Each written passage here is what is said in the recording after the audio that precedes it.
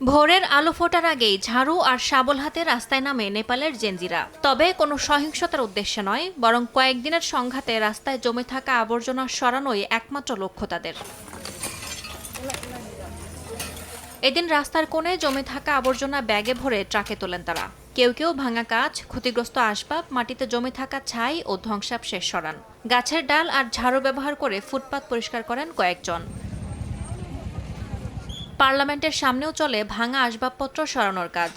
এমন উদ্যোগ বেশ প্রশংসিত হচ্ছে সামাজিক মাধ্যমে। সামাজিক যোগাযোগ মাধ্যমের ওপর নিষেধাজ্ঞায় নেপালে ক্ষোভের জন্ম দেয়। টানা বিক্ষোভে পদত্যাগ করেন প্রধানমন্ত্রী কেপি শর্মা ওলি সহ মন্ত্রিপরিষদের সদস্যরা। আগুন দেয় ধ্বংসস্তূপে পরিণত হয় কাঠমান্ডুর অনেক স্থান। ইয়াসমিন অনন্যা, সময় সংবাদ।